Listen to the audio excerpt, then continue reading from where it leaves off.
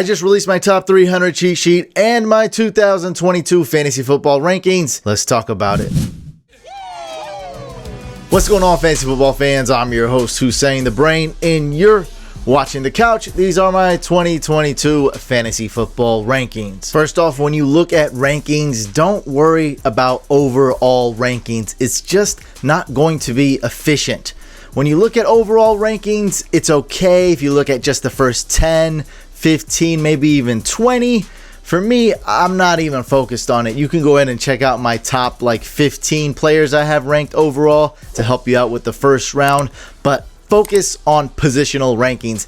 That's what's going to help you. Let's start with the quarterback. These are my QB rankings. And if you're in a one quarterback league, the system is broken. You really don't have to reach for a quarterback early. There kind of is no point. If you were to not draft a quarterback at all, wait for every single team in your draft to draft a quarterback.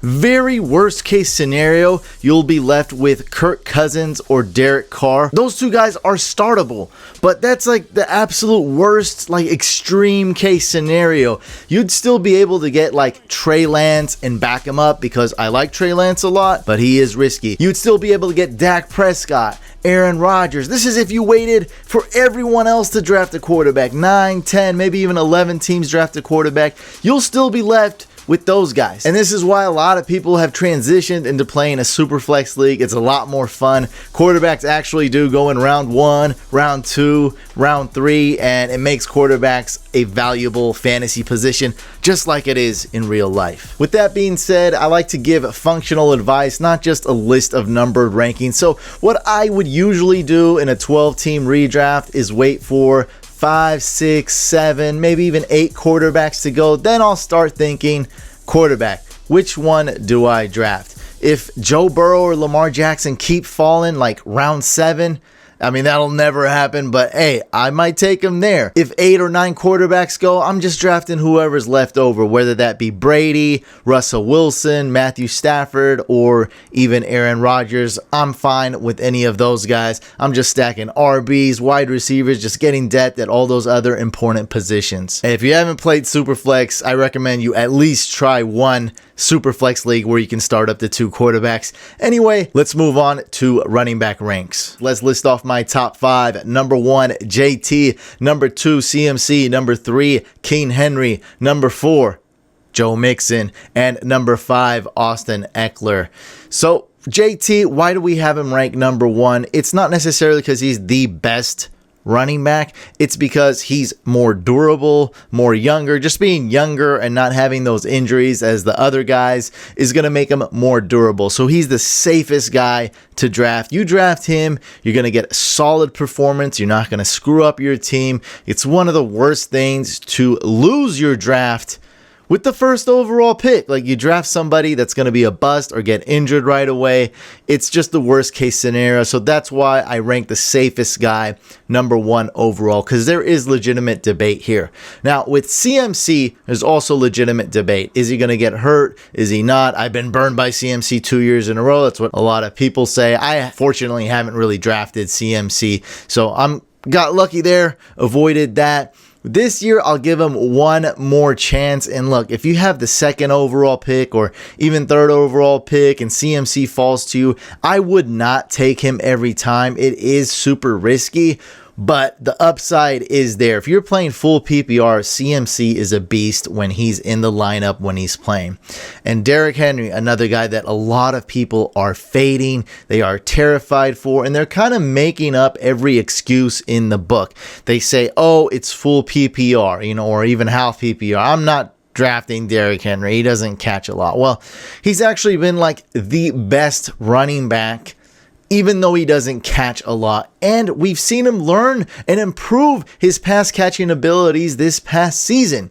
So that's a stupid excuse. Let's just throw that out the window. So that excuse is thrown out. So what's the other one? Extreme usage, a lot of tread on the tires, could get hurt again, could break down. That is a legitimate worry. But for running backs that have been getting these 300 carries consistently, they've shown that they can stay healthy. I'm going to give Derrick Henry one more season to see if he's going to break down or not. And drafting him number 3 overall is kind of risky. I see it's okay to go wide receiver here and get a running back in round 2 and round 3. That's totally feasible, but I'd probably go Derrick Henry if I have the 3rd overall pick. Another legitimate concern people bring up with Derrick Henry is that his yards per carry has been going down. He still puts up fantasy points, so who cares, right? We've seen a lot of running backs that you like. If you're a Derrick Henry hater, you like a lot of running backs that just don't even get a lot of carries, right?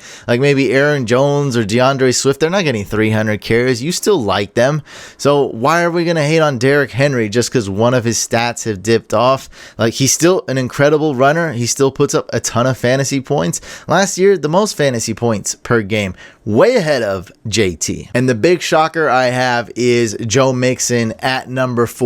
I feel like things are going to get shooken up here. They always do every year. Whoever we think is going to be good is not. And so I'm going to kind of punch forward and hope and just make a prediction here. Hope my opponent's face is going to be here. Even though my opponent's face is over here, I'm going to punch here and just hope this is going to happen. I think Joe Mixon's a great overall talent.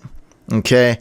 And this O-line has improved like 3 times more. We always say, oh, the O-line's improve. O-line's improve. We say that a lot for certain situations, certain teams, certain players.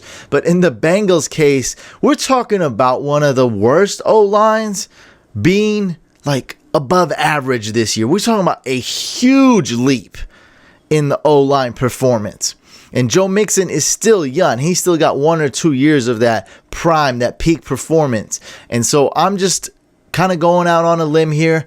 I love targeting Joe Mixon late round 1. Look, if you got the 4th overall pick, trade down, draft a wide receiver, that's fine. I'm just telling you, I'm communicating to you how I can throughout these rankings in this video that I'm bullish on Joe Mixon this year behind that Bengals O-line. And number 5, I got Austin Eckler. He goes as high as number 2, number 3, often number 4, and I wouldn't do that. I'd rather draft a wide receiver because I feel like you're getting him at his peak. The Chargers drafted Isaiah Spiller, and although he is definitely considered more of a handcuff than a huge threat to Eckler, I just don't see Eckler getting any better than he was last year. I still like him in full PPR formats. He still will get his. And on top of that, the Chargers defense has vastly improved. So maybe a few less targets in the pass game for Eckler. Maybe a couple vulture touchdowns with Isaiah Spiller. So Austin Eckler, I'm ranking him exactly 2 spots below the consensus and 2 spots below ADP. My 2 favorite running backs to target in round 2 are Aaron Jones and Saquon Barkley. I got Aaron Jones ranked 1 spot ahead of Saquon Barkley, but I am bullish on Saquon. 2 years removed from the ACL injury, an incredible prospect. He also suffered the ACL injury at a young age. Data has shown that coming back from an ACL injury at a young age versus an older age is a lot different. So I love Saquon. I do realize that there is risk there. Let's say it's round 2. I'm on the clock in 10 leagues, okay? And I got my choice between Aaron Jones and Saquon Barkley. So the same situation 10 times. I'm going to draft Aaron Jones about 6 or 7 times, but I got to get some shares of Saquon Barkley. That's how much I love him. I'm ranking Saquon Barkley at number 10. That's 1 spot ahead of the consensus, but 4 spots ahead of ADP. And Aaron Jones, I got ranked right around where other people are ranking him. In round 3, I love targeting Breece Hall. I think he's got a high floor, great draft capital. He'll be used on the Jets as a workhorse or kind of a modern day workhorse. Maybe not 300 carries, but he'll be a workhorse nonetheless. And in full PPR, I love ETN. I'm ranking Breece Hall 5 spots ahead of others, and I know he'll fall to round 4 and round 5 in some leagues, but competitive leagues that I'm in, he won't get past round 3.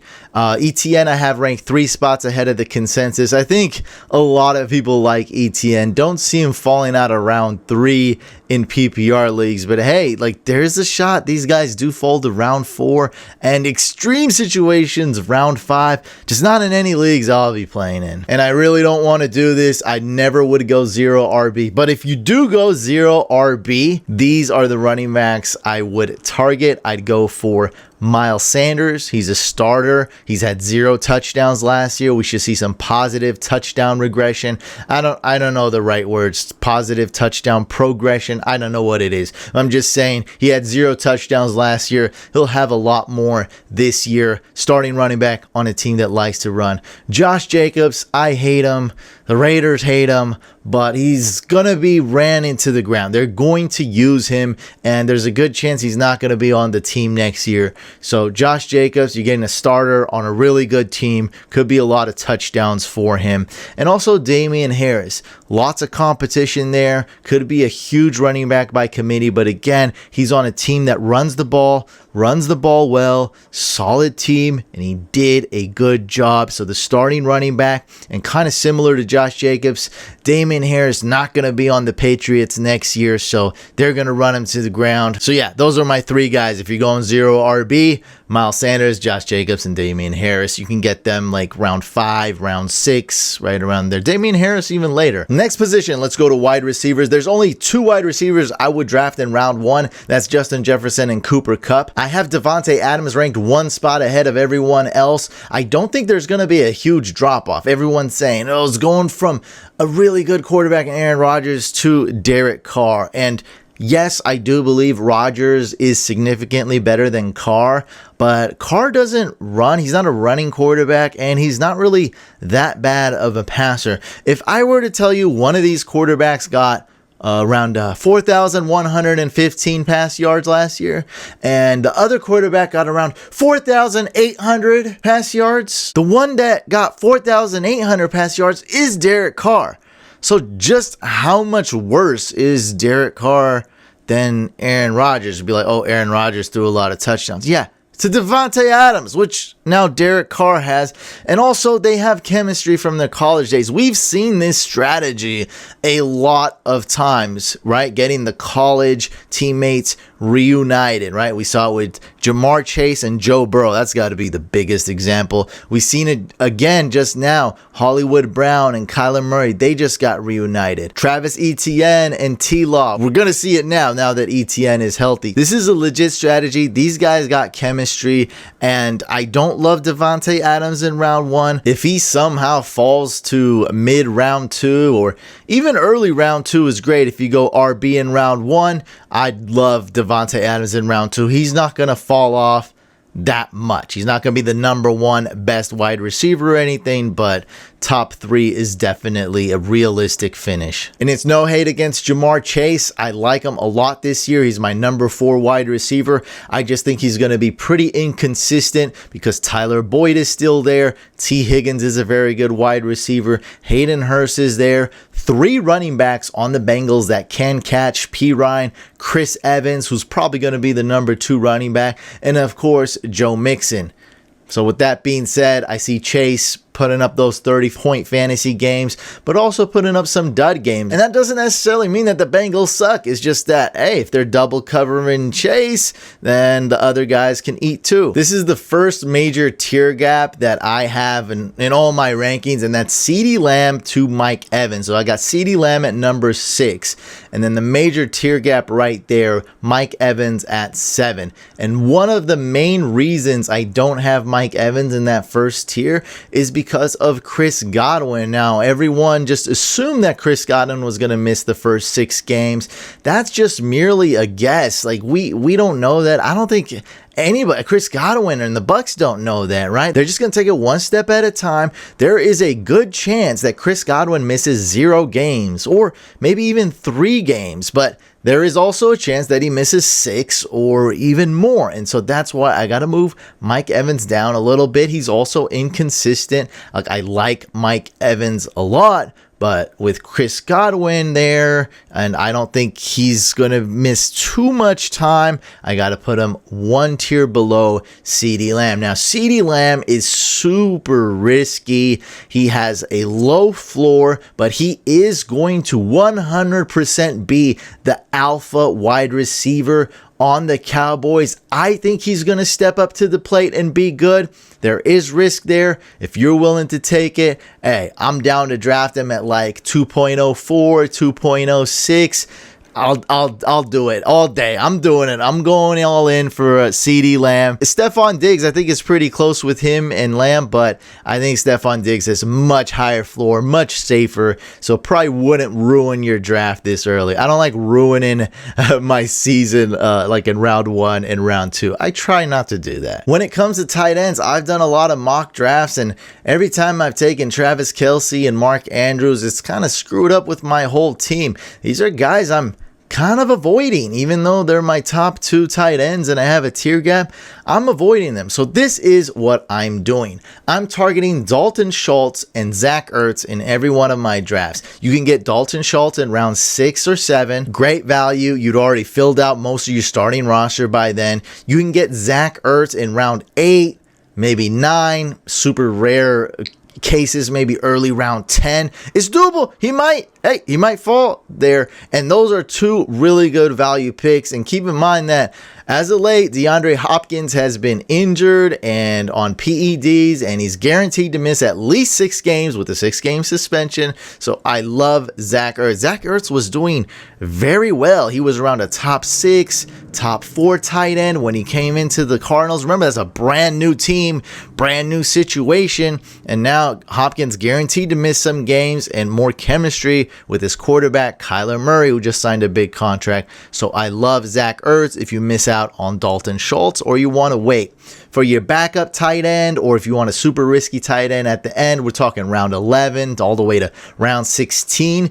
I love Irv Smith and I love Robert Tonyan. There's also a lot of other options I have ranked right up there. It's not a big difference. Those are just my 2 favorites. So I wouldn't hate on you if you wanted to take a chance on Noah Fant, Albert O, Austin Hooper later, even Gerald Everett. Guys like that you can get in the double-digit rounds, and sometimes even those guys go undrafted. So there's a lot of flyer tight ends to take. One of my favorites is Robert Tonyan. You can get this man like in round 14, round 16, the last round of your draft. He's got that huge touchdown upside, boom or bust. That's the type of guy I want. If I'm taking a flyer out at round 16, I want a guy who can finish as possibly a top 5 tight end, double-digit touchdowns. Let's go. Let's hop on the Robert Tonyan train. Next up, we got defenses. That's right. We're doing every position. Look, there is not a big difference between my number 1 ranked defense, the Buffalo Bills, and like number 14 and 15, the Cowboys and Patriots. Remember, the Cowboys finished as the best defense last year. There's not that much difference. Wait on a defense. Don't be that idiot who takes the first defense off the board. I can almost guarantee they won't finish as the number 1 defense. Like, you're just wasting a pick. Okay, so you're like, which one do I draft? Well, let me just give you 5 names off the top of my head right here. Look, you can go with the New Orleans Saints. They face the Falcons week 1. Boom, let's stream. This is what we're doing this year. We're streaming. You ask any veteran fantasy football player, any pro, any veteran, they'll tell you stream defenses, and this year is the best year to stream. You gotta stream defenses this year, or just don't draft one early, either or whatever. So week 1, the Saints face the Falcons. Go draft the Saints defense if they fall to you. Okay, you didn't get them. No problem. The Niners face the Bears week 1. Go get the Niners D. They'll probably do good against a team. What are the Bears? A bottom 3 team? I'd say so in the NFL. You don't get them, that's fine. I got the Colts at number 6. The Colts play the Texans week 1. That sounds very sexy to me, very appetizing. I'll take that. I'll take a couple servings of that. Okay, Eagles D, I got ranked number 11. They face the Lions week 1. No Jameson Williams, at least I don't think so week 1. Eagles D is much improved. They'll be a solid team this year. It's kind of more of a flyer, more risky, but I'm saying Eagles D, they're going to go undrafted unless your draft is in Philadelphia or something. Seahawks are a bottom 4, bottom 5 team. They're one of the worst teams. They're essentially tanking. So Seahawks are in full rebuild mode. The Broncos D is going up against them week 1. Broncos are a good team. So just stream defenses, guys. Don't reach for any. And hopefully my rankings will help you out with that and those 5 teams that I listed off for you. And these are my kicker rankings. Look, don't reach for a kicker at all. I'm kind of torn with Cade York. I think he's a really good talent. I need to have more information about Deshaun Watson and what it's looking like. But because he is an unknown, we have seen rookie kickers kind of fall apart. It It has happened. I am ranking him 15. I don't hate on you if you took him. I think the Browns are a good team. They're also a good team to support a kicker. Now, if you believe in this sort of thing like luck, the Browns have had the worst luck. They've been cursed at kicker the most out of any franchise, more than the Lions. The Lions have had some decent kickers, more than the Bengals, because the Bengals just drafted Evan McPherson and they really broke that curse. So just keep in mind, the Browns have never had a good kicker. They can have good things over there in Cleveland. So I do like Cade York, but he just doesn't make my top 12. I'd rather go with a known commodity like the Chiefs kicker, Harrison Butker. I'm a pretty big fan of his. I just had to mention this. I have ranked number 18 Mason Crosby, and this one really hurt me because I think the Packers are the number one sleeper team for kickers, right? So if we had a more accurate, more reliable kicker in that Green Bay Packers uniform, I would love the Packers kicker. And Mason Crosby, I don't think he's terrible. He just goes on these missing streaks. You just can't rely on him.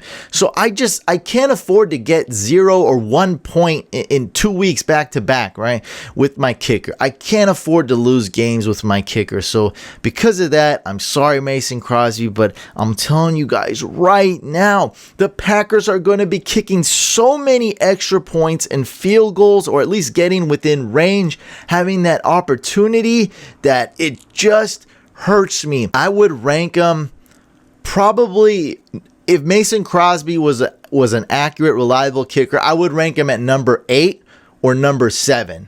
I'd rank him that high. My updated written rankings will be on fantasycouch.com along with my printable top 300 cheat sheet. Again, just check out fantasycouch.com. Make sure you subscribe to this video. Smash that thumbs up. We'll be doing more mock drafts hopefully soon, and I'll catch you on the next video.